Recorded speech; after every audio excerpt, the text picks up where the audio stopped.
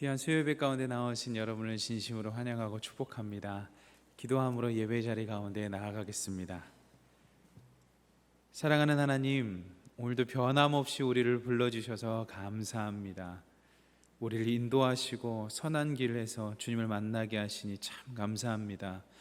죽을 몸도 살리시는 하나님, 오늘 귀한 예배 가운데 생기 있는 우리들 될 수 있도록 큰 은혜 베풀어 주옵소서.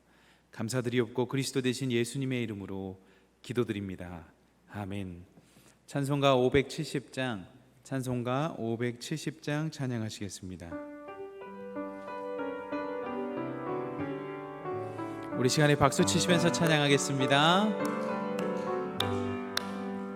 주는 나를 기르시는 목자요, 나는 주님의 귀한 어린 양. 푸른 풀밭 맑은 시냇물가로 나를 늘 인도하여 주신다. 주는 나의 좋은 목자, 나는 그의 어린 양. 저를 따라 꼴을 먹여주시니 내게 부족함 전혀 없어라. 예쁜 새들 노래하는 아침과 노을 비끼는 고운 황혼에 사랑하는 나의 목자 음성이 나를 언제나 불러주신다. 주는 나의 좋은 목자, 나는 그의 어린 양. 저를 따라 꼴을 먹여주시니 내게 부족함 전혀 없어라. 못된 짐승 나를 해치 못하고 거친 비바람 상치 못하리. 나의 주님 강한 손을 펼치사 나를 주야로 지켜주신다. 주는 나의 좋은 목자, 나는 그의 어린 양. 저를 따라 꼴을 먹여주시니 내게 우리 3절 다시 한번 찬양하겠습니다. 못된 짐승 나를 해치 못하고 거친 비바람 상치 못하리. 나의 주님 강한 손을 펼치사 나를 주야로 지켜주신다.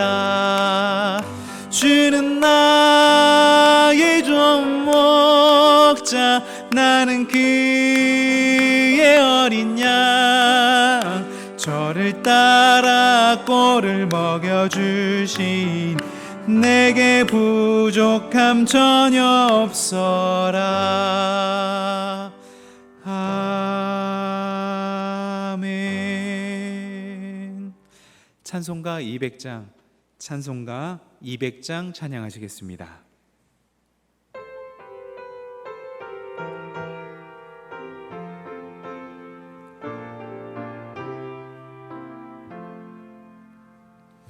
달고 묘한 그 말씀, 생명의 말씀은 귀한 그 말씀 진실로 생명의 말씀이 나의 길과 믿음 밝히 보여주니 아름답고 귀한 말씀 생명샘이로다. 아름답고 귀한 말씀 생명샘이로다. 귀한 주님의 말씀은 내 노래 되도다. 모든 사람을 살리는 생명의 말씀을 값도 없이 받아 생명 길을 가니 아름답고 귀한 말씀 생명샘이로다.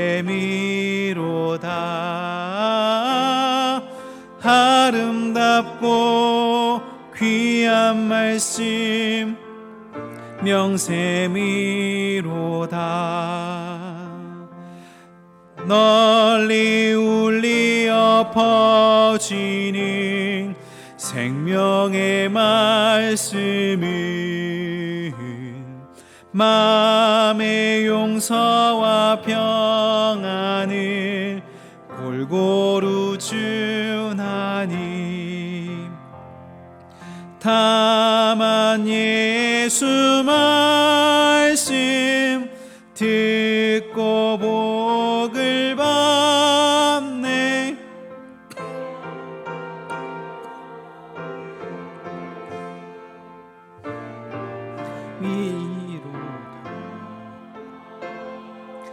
아름답고 귀한 말씀 생명. 우리 2절부터 다시 한번 찬양하겠습니다. 귀한 주님의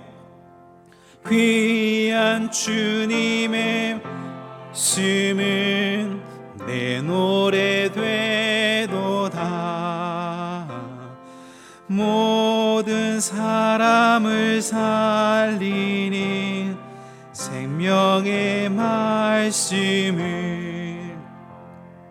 값도 없이 받아 생명 길을 가니 아름답고 귀한 말씀 생명샘이로다.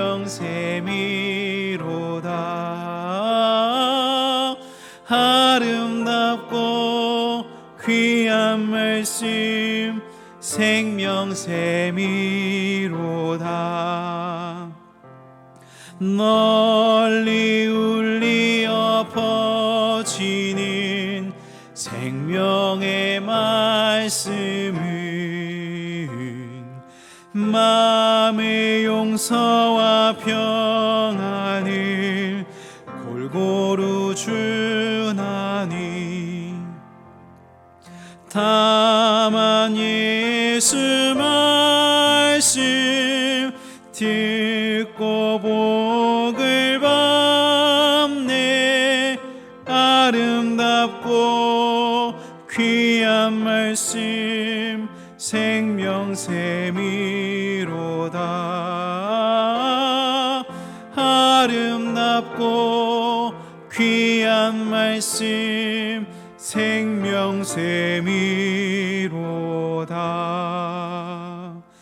아멘. 우리 시간에 한 가지만 기도 제목 가지고 기도하길 소망하는데요, 이제 하나님의 말씀을 듣습니다. 그 말씀을 듣는 중에 죽을 우리들의 몸이 생명샘 될 수 있게 해달라고, 하나님의 그 귀한 생명의 말씀이 우리의 온 몸과 마음을 사로잡아 살리는 말씀 되게 해달라고, 귀한 말씀 선포하시는 담임 목사님의 말씀을 통하여 우리들의 심령이 깨어 다시 살아날 수 있게 해달라고, 이 한 가지 기도 제목 가지고 주님 앞에 나가도록 하겠습니다. 기도하시겠습니다. 사랑의 하나님, 이제 말씀을 듣습니다. 하나님, 우리가 말씀을 듣는 가운데 죽어있는 영혼들이 살아날 수 있도록 인도하여 주옵소서. 죽어있는 것들이 살아나서 용서와 평안의 마음을 줄 수 있도록 인도하여 주옵소서. 그리하여 우리가 죽음의 샘 가운데 빠져 허우적대는 것이 아니라 하나님께서 살리시는 그 생명샘 가운데 거하여서 우리가 살아나는 역사에 있을 수 있도록 인도하여 주옵소서. 그것이 우리가 그리스도를 믿는 이유입니다. 말씀이 육신이 되어 우리 가운데 거하시는 주님, 주님의 그 말씀을 듣고 다시 한번 살아나게 할 수 있도록 인도하여 주시고, 살아난 우리가 용서와 평안을 누리며 나누는 인생 될 수 있도록 인도하여 주시옵소서. 하나님, 제 아무리 비바람이 우리를 상하게 한다 할지라도 우리가 결코 넘어지지 않을 수 있음은 우리들 가운데 생명의 말씀이 있기 때문입니다. 말씀이 육신이 되어 우리 가운데 거하시는 주 하나님, 오늘 귀하신 하나님의 사자 담임 목사님께서 말씀을 선포하실 때 우리 가운데 생명되어 주옵소서. 우리가 그 생명길 걸어가는 자 될 수 있도록 축복하여 주시고, 말씀 가운데 우리가 찔러 쪼개지는 역사 일어나게 하여 주옵소서. 감사드리옵고 그리스도 대신 예수님의 이름으로 기도드립니다. 아멘.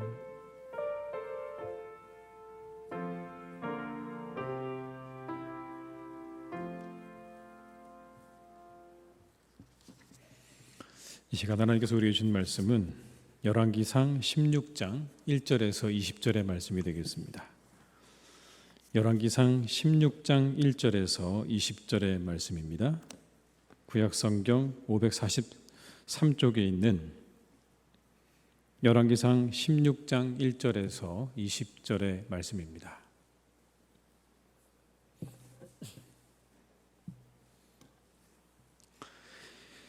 다 찾으셨으면 한 절씩 저희가 교독하겠습니다. 여호와의 말씀이 하나니의 아들 예후에게 임하여 바하사를 꾸짖어 이르시되 내가 너를 티끌에서 들어 내 백성 이스라엘 위에 주권자가 되게 하였거늘 내가 여로보암의 길로 행하며 내 백성 이스라엘에게 범죄하게 하여 그들의 죄로 나를 노엽게 하였은즉 내가 너 바하사와 내 집을 쓸어버려 내 집이 느밧의 아들 여로보암의 집같이 되게 하리니 바하사에게 속한 자가 성읍에서 죽은즉 개가 먹고 그에게 속한 자가 들에서 죽은즉 공중의 새가 먹으리라 하셨더라. 바하사의 남은 사적과 행한 모든 일과 권세는 이스라엘 왕 역대 지략에 기록되지 아니하였느냐. 바하사가 그의 조상들과 함께 잠에 디르사에 장사되고 그의 아들 엘라가 대신하여 왕이 되니라.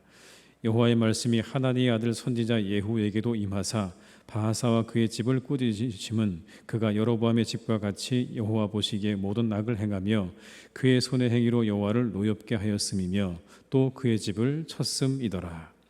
유다의 아사왕 제26년에 바하사의 아들 엘라가 디르사에서 이스라엘의 왕이 되어 2년 동안 그 왕위에 있으니라.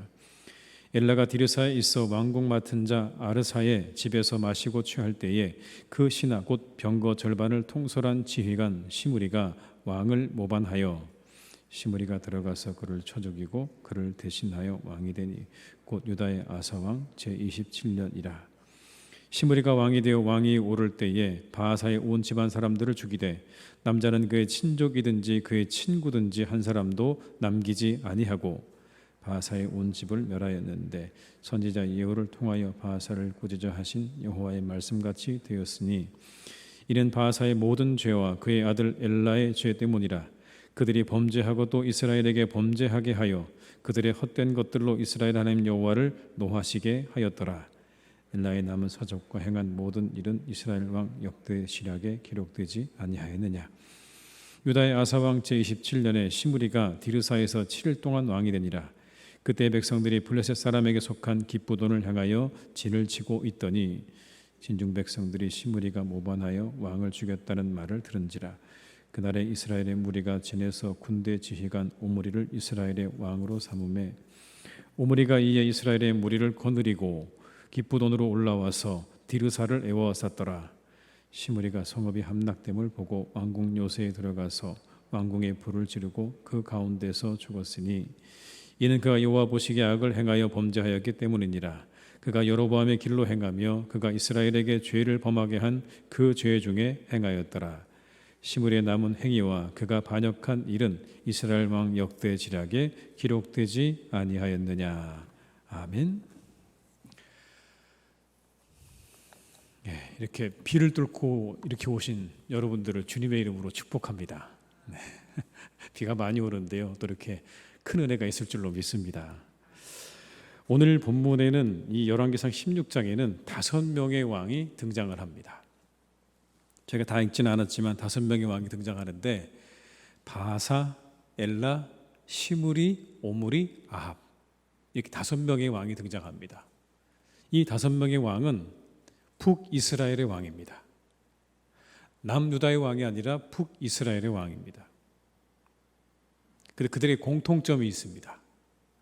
하나같이 다 악했다고 평가하고 있습니다.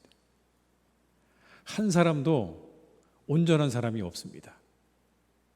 이 열왕기 상하를 쓴 역사가에 의하면 이 5명의 왕은 하나도 하나님 보시기에 그 마음이 합한 사람이 없었어요. 갈수록 더 심각해졌습니다. 갈수록 나아지는 게 아니라 갈수록 더 심각해졌어요. 그래서 그들이 정말 심판을 향해 달려가는 거예요. 남유다와 북이스라엘을 우리가 비교해 봐도 똑같습니다, 여러분. 이 남왕국 유다에서는요, 상대적으로 굉장히 안정적으로 지속이 되고 있는데 이 북왕국의 경우에는 날이 갈수록 점점 불안해지고 있는 거예요. 같은 기간에 한 왕조가 유다를 통치하고 있었던 반면에 북이스라엘은 4번째 왕조가 등장합니다. 여러분, 왕조가 무슨 말인지 아시죠? 전혀 다른 아버지와 아들이 그다음에 그 아들이 이어가는 게 아니라 전혀 다른 사람이 등장을 해서 나라를 이어가는 걸 왕조라고 이야기하죠. 남유다는 아버지가 아들을, 그리고 그 아들이 또 그 아들에게 계속해서 왕위를 이어주고 있는 반면에 오늘 북이스라엘은 4번째 왕조가 등장을 한 겁니다. 전체적으로 봐도 그렇습니다, 여러분. 북왕국은요 210년 동안 유지가 됐는데 210년 동안 9개의 왕조가 있었습니다. 그리고 20명의 왕이 나왔습니다. 그러니까 한 왕조당 2번 이상 이어가지 못하는 그런 상황이었고, 잘 생각해 보면 한 왕이 10년 정도씩 밖에는 왕을 하지 못했던, 평균적으로 그랬던 겁니다. 그런데 남왕국은 350년 동안 한 왕조가 다스렸습니다. 계속해서 이어진 거예요. 아들에서 그 아들로 이어져 350년 동안 이어졌는데 350년 동안 20명의 왕이 있었습니다. 그러니까 북이스라엘에 비해서 남유다는 한 왕이 통치했던 기간이 2배나 더 많았어요. 북이스라엘은 10년이었다고 하면 남유다는 20년이었습니다. 그러니까 그만큼 남유다가 안정적이었다는 걸 우리가 확인할 수가 있죠. 왜 그렇게 된 것인가? 왜 이렇게 북이스라엘은 불안정했고 그리고 점점 더 끝을 향해서 빠르게 달려가는가에 대해서 오늘 이 열왕기상은 우리에게 이 왕들을 차례로 소개하면서 이유를 설명해 주고 있습니다. 왜 그렇게 그 나라가 빨리 멸망하게 되었고 많은 왕조를 거쳐야만 했는가를 이야기해 주는 거죠. 가장 먼저 등장한 왕은 누구냐면 바하사라는 사람입니다. 바하사. 나답을 살해한 후에 24년 동안 통치를 했습니다. 비교적 오래 했죠. 그가 이스라엘을 다스리는 동안에 남유다와 끊임없이 갈등이 있었어요. 그의 통치는 전혀 계획과 상관이 없었습니다. 성경은 이렇게 이야기합니다. 그는 여로보암의 길을 따라갔다라고 말을 합니다. 잘못된 길을 따라갔다는 이야기입니다. 여로보암의 길을 따라갔다. 아주 실망스러웠다. 그래서 하나님께서 예후라고 하는 선지자를 보내서 그 바하사와 그의 가정에 대해서 예언을 합니다. 너희들은 이렇게 될 것이다 라고 예언을 해요. 3절과 4절의 말씀을 제가 읽어드리겠습니다. 내가 너 바하사와 내 집을 쓸어버려 내 집이 느밧의 아들 여로보암의 집 같이 되게 하리니 바하사에게 속한 자가 성읍에서 죽은즉 개가 먹고 그에게 속한 자가 들에서 죽은즉 공중의 새가 먹으리라 하셨더라. 놀라운 예언이죠. 너희들이 다 그렇게 들에서 길에서 죽을 거다. 그래서 공중의 새가 먹고 개가 먹을 것이다 라고 하는 이 예언이야말로 얼마나 끔찍한 예언입니까? 하나님께서 바하사를 들어서 왕으로 세우셨어요. 그리고 기대를 하셨어요. 뭔가 바하사를 통해서 하나님께서 바라셨던 건 이런 거였을 것 같아요. 이스라엘이 하나님께로 다시 돌아오는 겁니다. 하나님으로부터 멀어진 이스라엘이 다시 하나님께로 돌아오기를 바랬지만 그러나 그 기대에 미치지 못했습니다. 미치지 못한 정도가 아니라 그가 완전히 다른 길로 가버렸어요. 그게 문제였던 겁니다. 여로보암의 길로 갔다라는 그 말씀이 우리에게 힌트를 주는 거예요.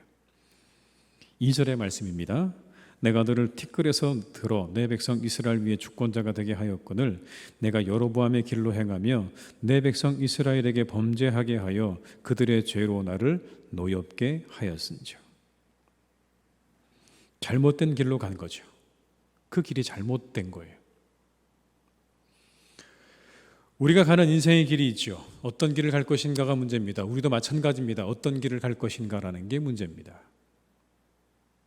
이 바사가 여로보암이 아니라 다윗의 길로 갔다면 아마 그는 달랐을 겁니다. 그런데 여로보암의 길을 쫓아서 갔다. 하나님께서 싫어하시는 길로 갔다는 거예요.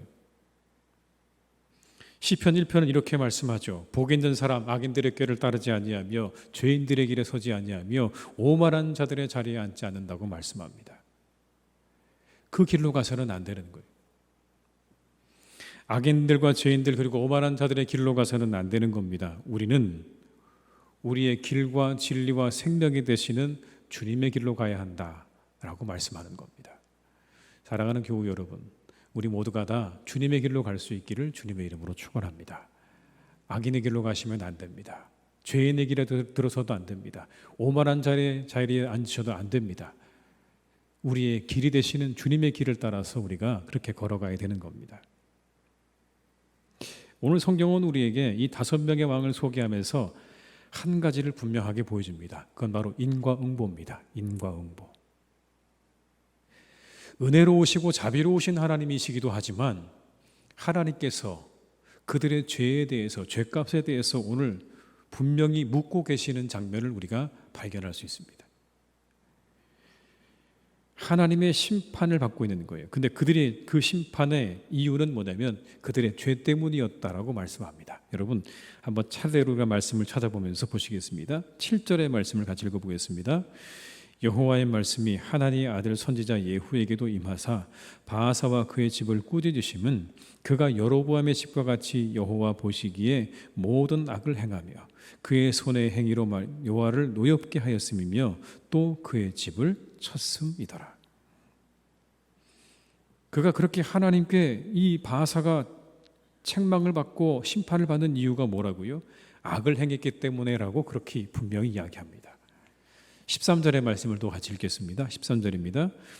이는 바하사의 모든 죄와 그의 아들 엘라의 죄 때문이라. 그들이 범죄하고 또 이스라엘에게 범죄하게 하여 그들의 헛된 것들로 이스라엘의 하나님 여호와를 노하게 하시니라. 그들의 죄 때문에 그래서 그들에게 하나님의 심판이 임하였다. 누구에게요? 바하사의 아들 엘라에게 하나님의 심판이 임하였다. 18절과 19절입니다. 같이 읽어보겠습니다. 시므리가 성읍이 함락됨을 보고 왕궁 요새에 들어가서 왕궁에 불을 지르고 그 가운데서 죽었으니 이는 그가 여호와 보시기에 악을 행하여 범죄하였기 때문이니라. 그가 여호와의 길로 행하며 그가 이스라엘에게 죄를 범하게 한 그 죄 중에 행하였더라. 시므리가 죽은 이유를 이렇게 말합니다. 그가 여호와 보시기에 악을 행하여 범죄하였기 때문이다.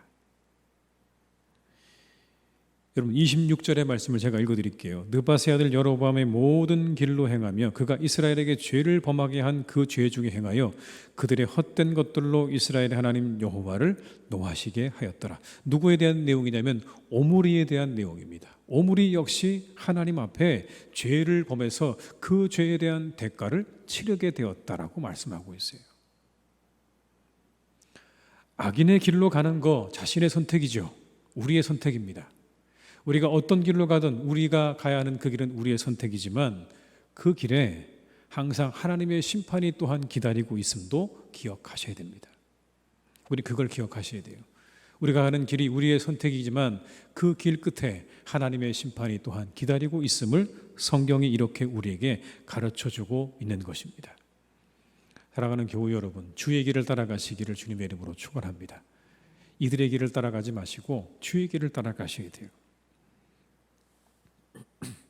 두 번째 왕은 엘라라는 왕입니다. 여러분, 바하사의 아들이었던 엘라라는 왕이 등장을 하는데 2년 동안 통치했어요. 짧죠. 2년 동안 통치했습니다. 그런데 그를 누가 죽였냐면 시므리라는 사람이 그를 죽이고 왕이 되었어요. 근데 엘라가 왜 죽었을까? 엘라는 방탕한 왕이었습니다. 증거가 있습니다. 여러분 9절의 말씀을 같이 읽어보시겠습니다. 엘라가 디르사에 있어 왕궁 맡은 자 아르사의 집에서 마시고 취할 때에 그 신하곧 병거 절반을 통솔한 지휘관 시므리가 왕을 모반하여. 엘라가 어디 있었다고요? 왕궁 맡은 자 아르사의 집에서 마시고 취했다고 되어 있습니다. 자신의 신하의 집에서 마시고 취해 있는 거예요. 왕으로서 자격이 있습니까, 여러분? 나라를 다스려야 되는 왕이 자신의 신하의 집에서 그냥 취해서 쓰러져 있는 거예요. 그걸 시므리가 가서 죽인 거예요.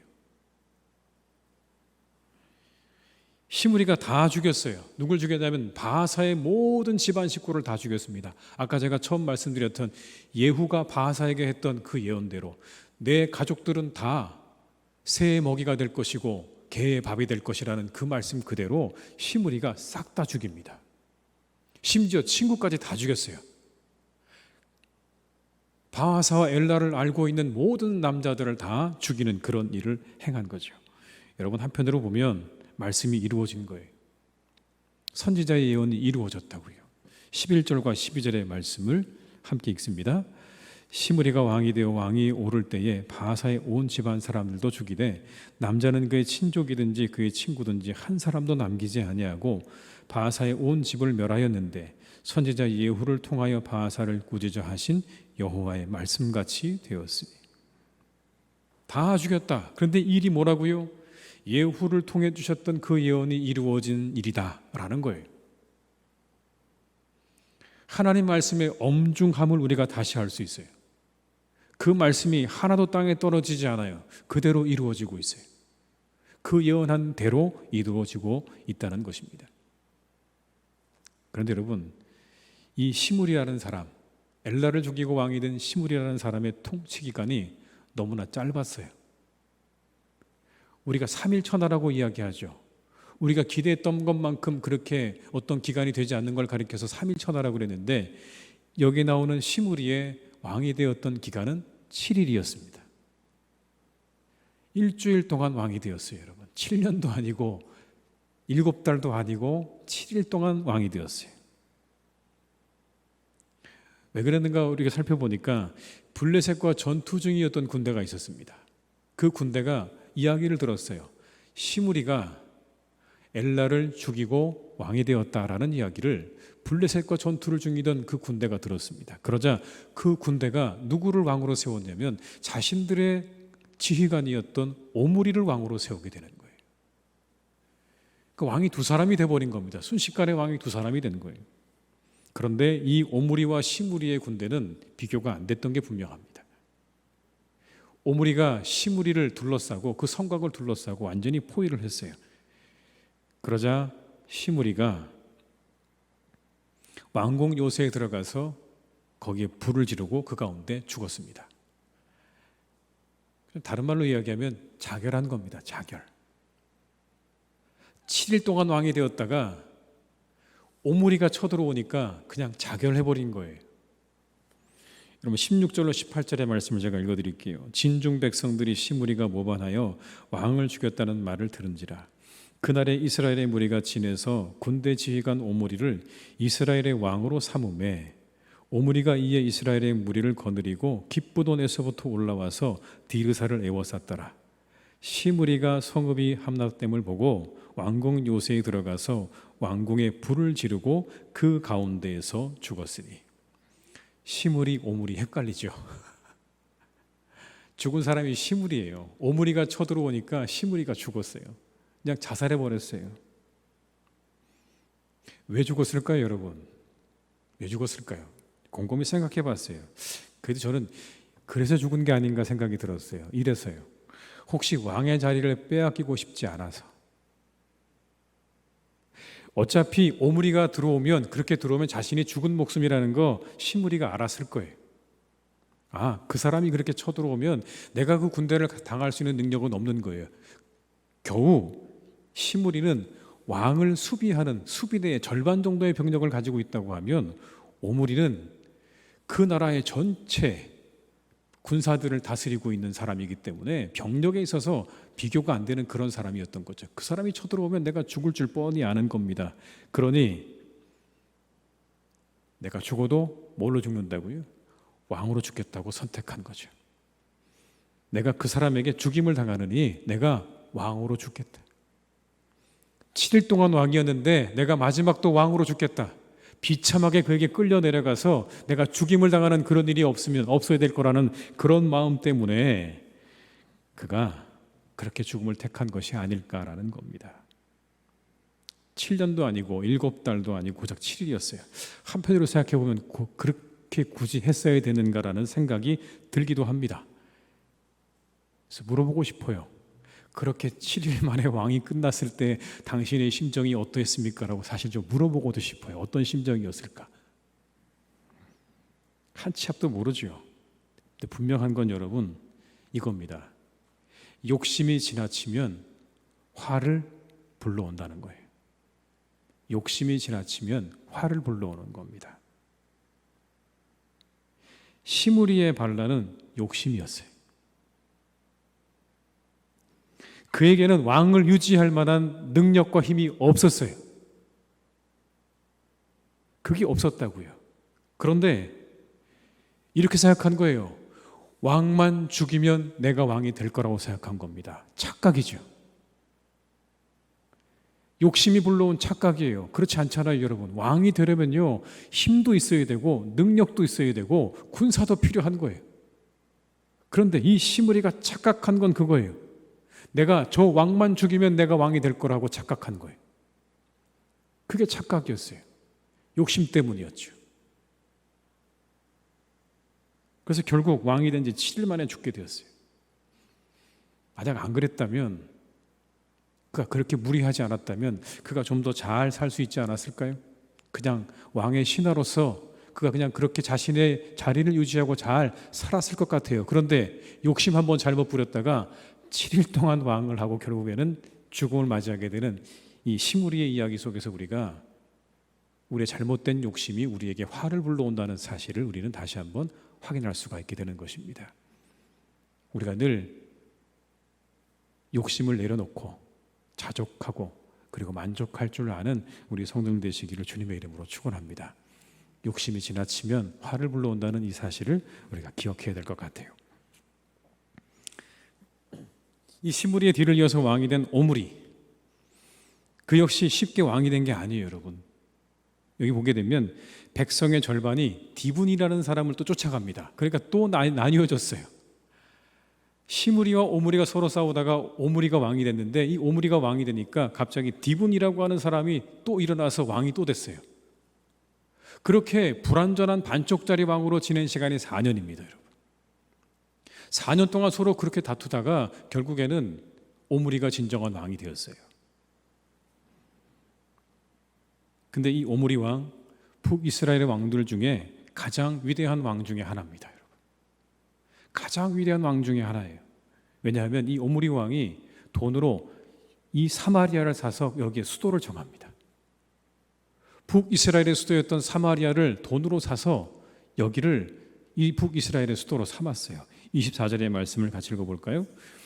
그가 은두 달란트로 세멜에게서 사마리아 산을 사고 그 산 위에 성읍을 건축하고 그 건축한 성읍 이름을 그 산 주인이었던 세멜의 이름을 따라 사마리아라 일컬었더라. 여러분, 이 사마리아를 산 일은 다윗이 예루살렘을 수도로 정한 것과 같은 급입니다. 같은 일이에요, 여러분. 그러니까 남유다의 다윗이 예루살렘을 수도로 정했다고 하면 북이스라엘에 누가 사마리아를 수도로 정한 겁니까? 여기 나오는 오므리가 수도를 정한 사람이에요. 대단한 사람이죠. 이 사마리아는 북왕국이 멸망할 때까지 이스라엘의 수도였어요. 그 밖에도 이 오므리는요, 국내외적으로 아주 능력이 탁월한 사람이었습니다. 그때까지만 해도, 시므리 때까지만 해도 좋지 않았던 남유다와의 관계를 개선해서 아주 남유다와 우호적인 관계를 잘 유지하고 살았어요. 모압을 정복하고 그들에게 조공을 받았습니다. 그리고 영토를 확장했어요. 그리고 베니게와 동맹을 맺기도 했습니다. 그의 업적과 명성이 컸어요. 그래서 얼마나 그의 업적과 명성이 컸는가에 대해서 우리가 확인할 수 있는 게 있는데, 아수르의 문서에 나옵니다. 아수르의 문서. 이스라엘의 문서가 아니라 아수르의 문서에 뭐라고 나오냐면 그가 죽은 지 100년 후에 발견된 아수르의 문서에 이렇게 되어 있어요. 사마리아 오므리의 집, 이스라엘 오므리의 땅. 여러분 얼마나 영향력 있는 사람입니까?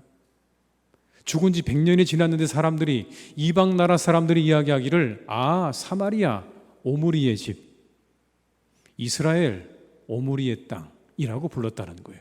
얼마나 여러분 이 사람이 정치적으로 유능한 사람이었는지를 우리가 확인할 수 있는 장면이에요.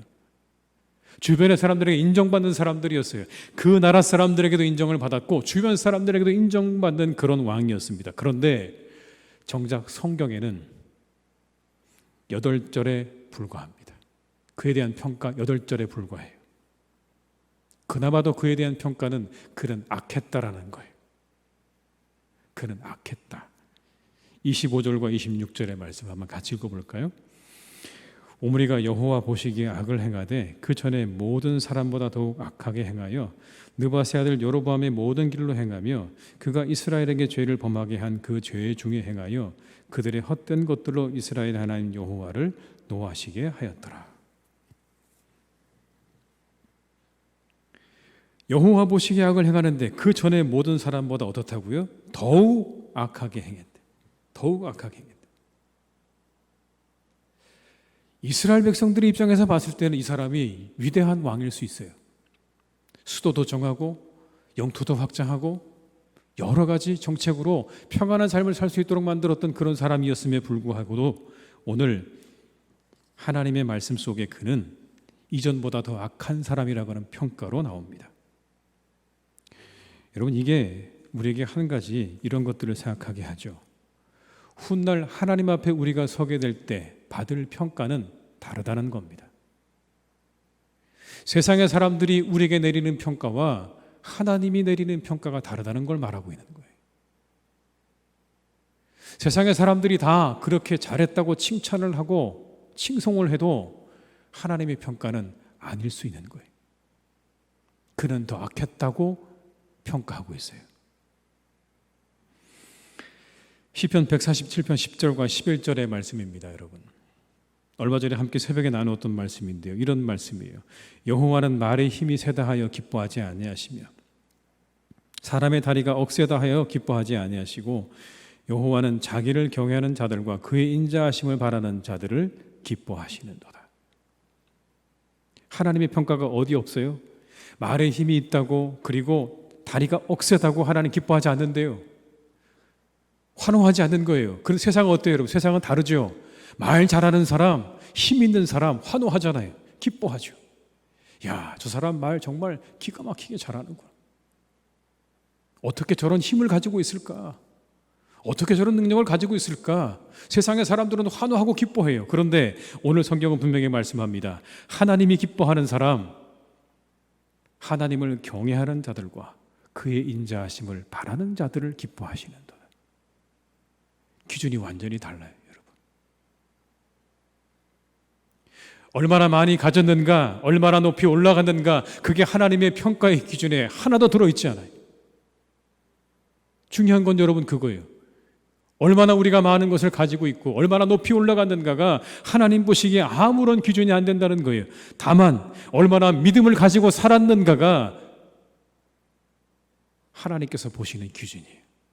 얼마나 믿음을 가지고 살았는가, 얼마나 하나님의 뜻을 이루려고 애쓰고 노력했는가,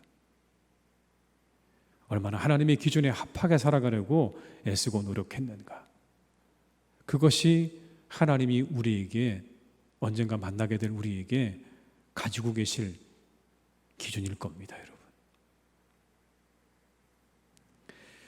그 하나님의 기준에 합하게 살아가시기를 주님의 이름으로 축복합니다. 세상의 사람들의 환호와 그 함성에 여러분 너무 현혹되지 마세요. 그건 중요한 게 아니에요. 여기 나오는 오므리요, 아마 칭송받았을 거예요. 야, 저런 왕이 또 있을까? 그런데 하나님 편에서 보시기엔 그는 아무것도 아니었어요. 여러분 예수님 보세요. 예수님은 사람들 편에서 보기에 아무것도 아니었죠. 십자가에 달려 죽는 예수님이 여러분 무슨 의미가 있어요? 아무 의미 없잖아요. 가장 비천하고 낮은 저 십자가에 달려 돌아가신 예수님이 사람들에게는 그냥 아무렇지 않게 보였을 거예요. 미미하게, 시덥지 않게. 그런데 그 예수님이 구원을 이루셨잖아요. 그 예수님이야말로 구원을 이루셨어요. 우리에게 분명하게 말씀해 주십니다. 어디를 보고 나아갈 것이냐, 무엇을 보고 나아갈 것이냐. 우리의 길이 되시는 주님이 가셨던 그 길, 그건 하나님께서 우리에게 원하시고 기뻐하시는 일을 향해 우리가 한 걸음 한 걸음 나아가는 거예요. 세상의 사람들의 환호와 관심과 그들의 눈길과 아무 상관없어요. 우리가 가는 이 길이 하나님이 기뻐하시는 길이면 그냥 가시면 되는 거예요. 세상의 사람들이 환호하지 않아도 그냥 가세요. 그러면 그 길 끝에 하나님께서 우리를 반겨주시고 맞이해 주실 줄로 믿습니다. 그런 삶을 살아가시기를 주님의 이름으로 축원합니다. 여러분, 마지막으로 등장하는 왕은 아하방이에요.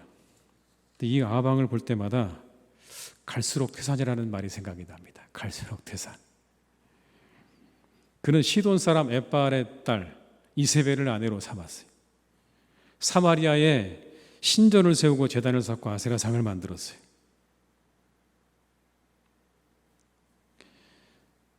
이 사람에 대해서는 여러분 이후에 다음 시간에 할 얘기가 많습니다. 계속 나옵니다. 그러니까 길게 얘기하지 않겠습니다. 하여튼 이 사람은 나쁜 사람이었어요. 얼마나 나쁜지는 이제 다음 시간에 기대해 보십시오. 얼마나 나빴는지 우리가 확인할 수가 있는데, 오늘 한 가지 이 본문에 보게 되면 이런 일을 하려고 했어요. 뭐였냐면 여리고를 다시 건축하려고 했어요. 여리고. 여러분, 여리고가 어디죠? 이스라엘 백성들이 가나안 땅에 들어와서 가장 먼저 첫 번째 전투를 치루었던 바로 그 성이 여리고성이잖아요. 근데 여리고성이 함락되고 난 다음에 하나님께서 뭐라고 말씀하셨냐면 그 성 다시 짓지 말라고 하셨어요. 다시 그 성을 회복시키지 말라고 그랬어요. 그게 하나님의 명령이었어요. 그런데 오늘 이 아합이 뭘 합니까? 그 여리고성을 다시 지으려고 하는 거예요. 왜 하나님께서 짓지 말라고 하셨는가? 이런 이유 때문에 짓지 말라고 그러시는 거예요. 이 여리고성을 볼 때마다 하나님께서 우리를 도와서 승리를 거두게 하셨다는 사실을 이스라엘 백성들에게 후대에 알게 하시기 위해서. 여러분, 그게 하나의 역사의 교훈인 거예요. 이 여리고성을 보아라. 하나님이 우리가 이 땅에 들어올 때 우리를 손 하나 까딱하지 않고 승리하게 하셨다라는 것을 알게 하시기 위해서 여리고성 재건하지 말라고 그러는 거예요. 두 번째는 뭐냐면 교훈이에요. 이렇게 이방의 신들을 섬기고 우상을 섬기는 자들은 이 여리고성처럼 될 것이다라는 걸 가르쳐 주시기 위해서 그렇게 말씀하시는 거예요. 그게 명령이에요. 그런 이유 때문에 하지 말라고 그랬는데 오늘 아합이 뭘 합니까? 그 여리고성을 다시 재건하는 거예요. 그 과정 속에 히엘이라는 사람이 그 일을 맡았는데 그의 두 아들이 죽게 되는 이야기가 나옵니다. 여러분 34절 말씀을 같이 한번 읽어보겠습니다. 34절입니다. 그 시대에 베델 사람 히엘이 여리고를 건축하였는데 그가 그 터를 쌓을 때에 맏아들 아비람을 잃었고 그 성문을 세울 때에 막내 아들 수굽을 잃었으니 여호와께서 눈의 아들 여호수아를 통하여 하신 말씀과 같이 되었더라. 두 아들을 잃었어요. 근데 이 말씀에 이렇게 얘기되죠. 여호수아의 말씀대로 되었다. 여호수아 6장 26절의 말씀입니다. 여호수아가 그때에 맹세하게 하여 이르되 누구든지 일어나서 이 여리고성을 건축하는 자는 여호와 앞에서 저주를 받을 것이라. 그 기초를 쌓을 때에 그의 맏아들을 잃을 것이고 그 문을 세울 때에 그의 막내 아들을 잃으리라 하였더라. 누가 한 말입니까? 여호수아가 한 말이에요. 이 여리고성 다시 재건하는 사람에게 이런 저주가 있을 거라는 얘기를 했는데 그대로 이루어졌어요. 그대로 이루어졌어요. 두 아들을 잃었어요. 하나님 말씀이 그대로 이루어진 또 다른 장면이에요. 바하사의 가족이 시므리에 의해서 모두 다 죽임을 당하게 된 것을 말씀하셨는데 그대로 이루어졌죠. 그리고 아주 오래전 수백 년 전에 여호수아가 했던 그 말, 여리고성을 만약에 누군가 다시 재건하려 할 때 그 사람의 아들들이 죽게 될 거라는 이 예언이 그대로 이루어졌어요. 하나님 말씀이 엄중하죠. 여러분, 그 말씀은 그대로 이루어집니다. 하나도 땅에 떨어지지 않아요. 그런데 하나님 말씀이 악인에게는 두려움이 될 것이고 믿음의 사람들에게는 축복이 되는 거예요. 이게 복음의 양면성입니다. 악인들에게는 그 말씀이 두려움의 말씀이 되겠지만 믿음을 가진 우리들에게는 축복의 말씀이 되는 거예요. 그 축복을 나의 것으로 만들어 가시기 바랍니다. 그 축복을 내 것으로 만들어 가세요. 얼마나 기쁜 일입니까, 여러분? 말씀이 두려움이 아니라 기쁨이 되는 삶을 살아가셔야 돼요. 말씀이 기쁨이 되는 삶을 살아가셔야 된다고요. 이 말씀이 내게 두려움으로 다가온다면 회개하고 돌이켜야 되는 거예요. 이 약속의 말씀들이 내게 축복이 되고 기쁨이 되고 즐거움이 되는 그런 신앙생활을 하셔야 되는 거예요. 만약에 우리에게 이 말씀들이 두려움으로 다가오고 염려로 다가온다면 우린 돌이켜야 됩니다. 이 말씀이 우리에게 축복과 은혜와 기쁨이 될 수 있도록 우리 삶을 돌이켜서 하나님 말씀, 이 엄중한 하나님의 말씀이 우리에게 축복이 되어지는 그런 삶을 살아가시기를 주님의 이름으로 축원합니다. 그런 삶이 되시기를 주님의 이름으로 축복합니다. 다 우리 모두가 그런 분들이 될 줄로 믿습니다. 비를 뚫고 오신 여러분들에게 그런 축복과 은혜가 함께 하실 줄 믿습니다. 우리 한번 이 시간 기도하시겠습니다. 기도하실 때 하나님 기뻐하시는 사람으로 살게 하옵소서. 그 다음에 예배의 회복, 영혼의 회복, 교제의 회복이 이루어 주옵소서. 우리가 이것을 위해서 한번 이 시간에 우리 합심해서 통성으로 이 두 가지 위해서 기도하시겠습니다. 사랑이 많으신 아버지 하나님, 우리가 하나님 기뻐하시는 사람으로 살기를 간절히 원합니다. 세상의 사람들이 기뻐하는 사람 아니라 하나님 기뻐하는 사람들이 되기를 간절히 빌고 원합니다. 오 주여 아버지 하나님, 우리에게 그런 사람 되기를 간절히 원합니다. 세상의 사람들이 환호하고 기뻐하는 삶이 아니라 하나님께서 기뻐하는 삶을 살아갈 수 있기를 간절히 원합니다. 주님, 우리에게 은혜 주시옵소서. 우리와 함께 하여 주시옵소서. 예배가 회복되게 하시고 영혼이 회복되게 하시고 교제가 회복되는 은혜가 우리 가운데 있기를 간절히 소망합니다. 우리 교회 가운데 아버지 하나님 있게 하여 주시옵소서. 우리 가운데 있게 하여 주시옵소서. 하나님의 놀라운 은혜와 축복으로 우리와 함께 주시기를 간절히 원합니다. 주님, 우리에게 은혜 주시옵소서. 우리와 함께 하여 주시옵소서. 우리에게 말씀하여 주시옵소서. 아버지 하나님, 우리가 모두 회복되기를 간절히 원합니다. 우리 영혼이 회복되게 하시고 예배가 회복되게 하시고 교제가 회복되기를 간절히 소망하오니 사랑해 주 아버지 하나님, 우리에게 이와 같은 은혜와 축복을 주시옵소서. 은혜와 축복을 주시옵소서. 우리와 함께 하여 주시옵소서. 주님 역사해 주시옵소서. 다시 한번 기도하실 때는 우리 교회학교 여름 성경학교와 수련회 은혜를 내려주시기를 한번 기도하시고요.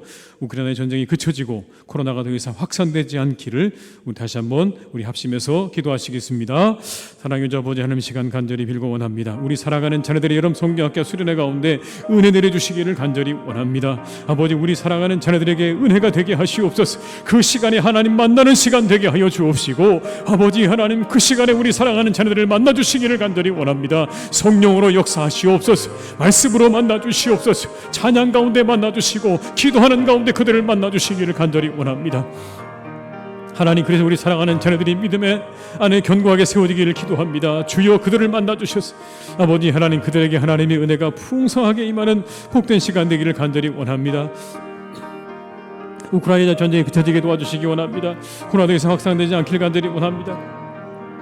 이 세상에 아버지 하나님이여 평화를 주시옵소서. 다시 아버지 평화를 주시옵소서. 회복되게 하시옵소서. 이 땅을 고쳐주시옵소서. 우리와 함께 하여 주시옵소서. 하나님의 은혜를 우리에게 허락해 주시옵소서. 주님 말씀하여 주시옵고 우리에게 아버지 하나님 크신 은혜와 축복으로 함께 해주시기를 간절히 원하오. 주여 아버지 하나님, 우리에게 동행하여 주시옵소서. 우리와 함께 하여 주시옵소서. 우리에게 말씀하여 주시옵소서. 주님 역사해 주시옵소서. 아버지 하나님, 우리가 세상이 환호하는 사람 되기보다 하나님 기뻐하는 사람으로 살기를 더욱 원하는 그런 사람들 되게 하여 주시옵소서. 하나님께 기쁨이 되는 삶을 살아가도록 우리를 인도하여 주시옵소서.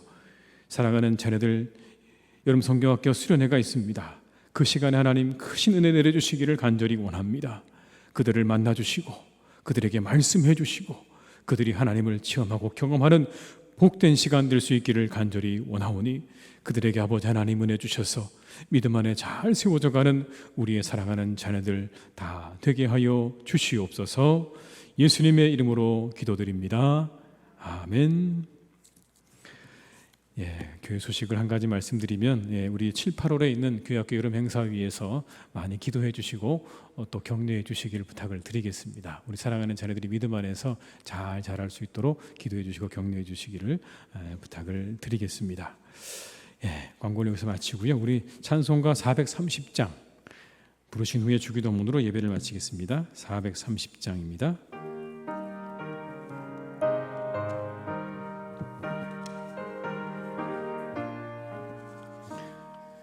주와 같이 길 가는 것 즐거운 일 아닌가. 우리 주님 걸어가신 발자취를 밟겠네. 한 걸음 한 걸음 주 예수와 함께 날마다 날마다 우리 걸어가리. 어린아이 같은 우리 미련하고 약하나 주의 손에 이끌리어 생명길로 가겠네. 한 걸음 한 걸음 주 예수와 함께 날마다 날마다 우리 걸어가리. 꽃이 피는 들판이나 험한 골짜기라도 주가 인도하는 대로 주와 같이 가겠네. 한 걸음 한 걸음 주 예수와 함께 날마다 날마다 우리 걸어가리. 옛 선지자 에녹같이 우리들도 천국에 들려 올라갈 때까지 주와 같이 걷겠네. 한 걸음 한 걸음 주 예수와 함께 날마다 날마다 우리 걸어가리. 하늘에 계신 우리 아버지, 아버지 이름을 거룩하게 하시며 아버지의 나라가 오게 하시며 아버지 뜻이 하늘에서와 같이 땅에서도 이루어지게 하소서. 오늘 우리에게 일용할 양식을 주시고 우리가 우리에게 잘못한 사람을 용서하여 준 것 같이 우리 죄를 용서하여 주시고 우리를 시험에 빠지지 않게 하시고 악에서 구하소서. 나라와 권능과 영광이 영원히 아버지의 것입니다. 아멘.